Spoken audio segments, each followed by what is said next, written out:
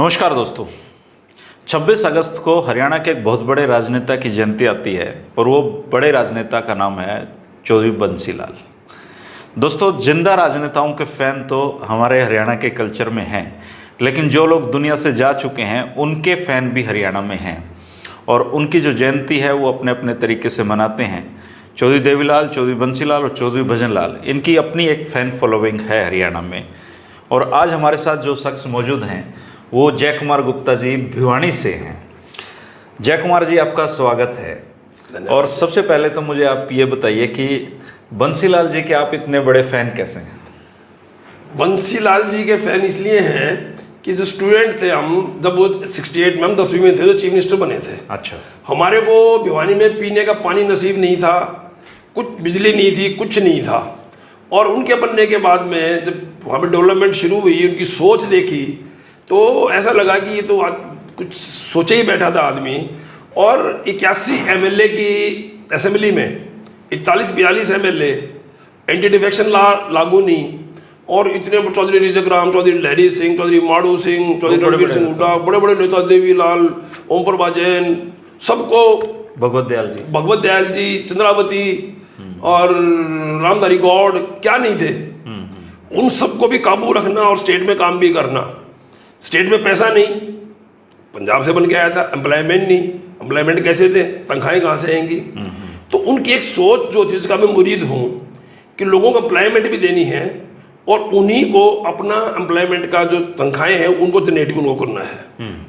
इन चीज़ों को सोचते हुए उन्होंने जैसे टूरिज्म बनाया, एफएड बनाया, हुड्डा बनाया, आपका HSIDC बनाया, शुगर मिल लगाए, मिल्क प्लांट लगाए, स्पिनिंग मिल लगाया। भाई अपना रेवेन्यू जनरेट करो, अपना तनख्वाहें निकालो, स्टेट को भी कुछ दो, स्टेट के ऊपर बोझ नहीं आएगा। एम्प्लॉयमेंट दे रहे हैं आप, तो बोझ नहीं आएगा। फिर उन्होंने देखा भी सड़कें भी नहीं है हरियाणा में, तो यदि इंडस्ट्रियलाइजेशन करना है तो उसके बेसिक होता है भाई सड़कें हों, रॉ मटेरियल अवेलेबल हो, पावर हो। हाँ, डेवलपमेंट के लिए बेसिक चीज़ें हैं, यहाँ कुछ भी नहीं थी जी। अब उन्होंने कभी रोड बनाए, पैसा लगेगा, बिजली लगाएं तो पैसा लगेगा, तार खिंचवा दें और बिजली है नहीं तो तार के पैसे बेकार जाएंगे, उसके लिए जनरेशन चाहिए, जनरेशन पैसा चाहिए। फिर उनको किसी ब्यूरोक्रेट ने बताया, उस टाइम ICS ब्यूरोक्रेट्स बहुत थे, 75 तक काफ़ी ICS रहे हैं, फ्लेचर जी वगैरह सब ICS थे, चीफ सेक्रेटरी काफ़ी रहे, जौहर साहब कई जने थे। तो उन्होंने बताया जी वर्ल्ड बैंक से पैसा मिल सकता है। वर्ल्ड बैंक क्या होता है, कहते हैं जी वहाँ पे जनहित के काम के लिए पैसा मिलता है, पैसा ले सकते हैं। और हम बोला भाई मेरे ये वचन है कि लेंगे तो आना पाई हम उनका चुका देंगे, ले लो तुम।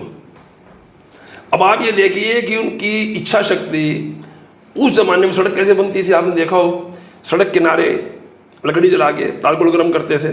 पहले तो वो जो रोड रोलर था उसको भी गर्म किया जाता था, फिर वो उससे एक पीपे से वो तारकोल फैलाते थे।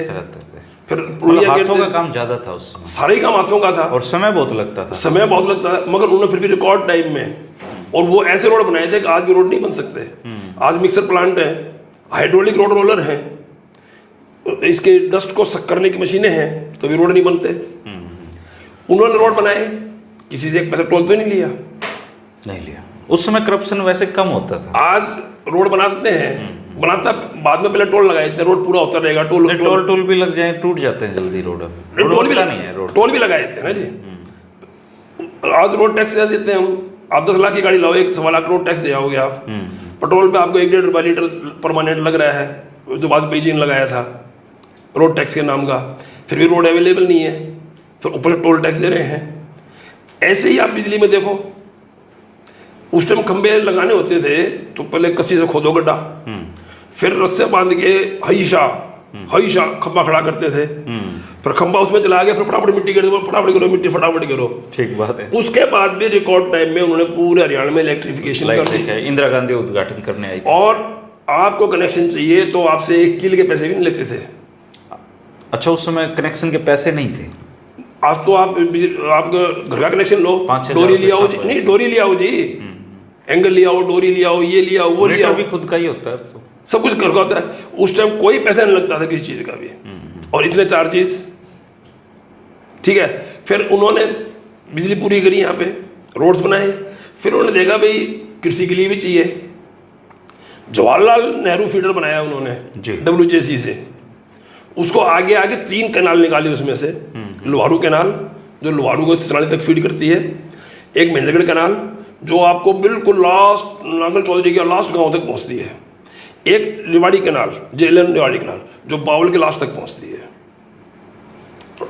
काफी डेवलपमेंट वर्क हरियाणा का उन्होंने बहुत करवाया। एक जूही कैनाल निकाली जो आज भी वर्ल्ड में नाम है लिफ्ट लिफ्ट इरिगेशन। इरिगेशन तो वो लेके ही आए थे उसको। और जिसने बनाया पार्टी के, उसको पद्मश्री दिलाई उन्होंने। जो काम करता था उसको वो इनाम भी देते थे, उसकी रिकॉग्निशन भी होती थी, अभी ये काम किया है इसने। अब लोग कहते हैं जी भिवानी के लिए क्या किया, कहते हैं कई लोग भिवानी ने क्या किया, वो देखते प्रायोरिटी क्या है। उस टाइम भिवानी पानी पीने का नहीं था, टीपे पड़े थे सारे के सारे, सड़कें चलने की नहीं थी।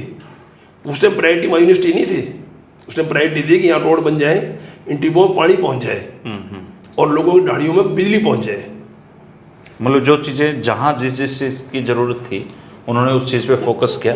हम इस बारे में और पूछता रहूँगा आपसे, लेकिन सबसे पहले मेरी जो दिलचस्पी है वो इस बात में है कि चौधरी बंसीलाल से, आप उनके बेटे हैं जो रणवीर महेंद्रा, उनसे भी छोटी उम्र है आपकी, तो आपकी मुलाकात चौधरी बंसीलाल से कैसे हुई? मेरी चौधरी बंसीलाल से मुलाकात 77 में, जब ये कांग्रेस हार गई थी और ये खाली हो गई, तो मैं नौकरी करता था। अच्छा। और मेरे को शौक था राजनीति का, तो मैं शाम के टाइम जॉब करते जाता है ओखला से, मेरा घर था करोल बाग में, रास्ता पड़ता था, मैं वहाँ रुक जाता था। अच्छा, बंसीलाल जी के पास रुक जाते थे। तो शाम को वहाँ पे बहुत कम लोग होते थे, कोई रिस्ट्रिक्शन नहीं थी, कोई उस समय तो लोग आना भी छोड़ गए थे उनके पास। बिल्कुल आना छोड़ गए थे, डरते थे लोग भी सीआईडी देख लेगी। तो वहाँ बैठते थे, उनकी बातें सुनते थे, उनसे बहुत कुछ सीखा। सारे बताते थे भी मैंने कैसे कैसे राज चलाया, कैसे कैसे क्या किया, कौन क्या था क्या नहीं था, वो चीज़ें एक दिमाग में ये था कि he is a man of strong determination. उन्होंने बताया एक बारी जो चीज़ें जो दिमाग के लिए करती हैं कि मैं जब चंडीगढ़ से, उस टाइम बाई रोड आते थे। अच्छा। तो चंडीगढ़ से भिवानी आता था, मैं गौना से महम मुड़ लिया करता था। अच्छा। तो रोहतक भिवानी के बीच में बारिशों में रोड टूट जाया करता और कोई परवाह नहीं करता था। अच्छा। तो बोला, मैंने कहा ये तो बड़ी गलत बात है। तो बोला मैंने वहाँ से हुक्म कर दिया भाई इस तारीख को मैं भिवानी जाऊँगा वाया रोहतक जाऊँगा, इतना ही कहा था मैंने। तो बोला लग गए, रात दिन लग गए ठीक करने। मेरी डेट आ गई तो पानी से सुखा लिया उन्होंने, पर रोड नहीं बन पाया। उन्होंने लोहे की शीट बिछाई उसके ऊपर, मेरी गाड़ी टपा दी। मतलब मैंने गाड़ी रुकवाया, कहा भाई चलो आज तो मैं कुछ नहीं कह रहा, अगली बार आऊँगा मैं रोड से जाऊँगा। आप समझ गए ना, तरीका था काम कराने का, काम कराने का तरीका था काम कराने का। तो उनकी जो चीज़ें ये सीखने को मिलती थी ना, तो और क्यूरियोसिटी हो गई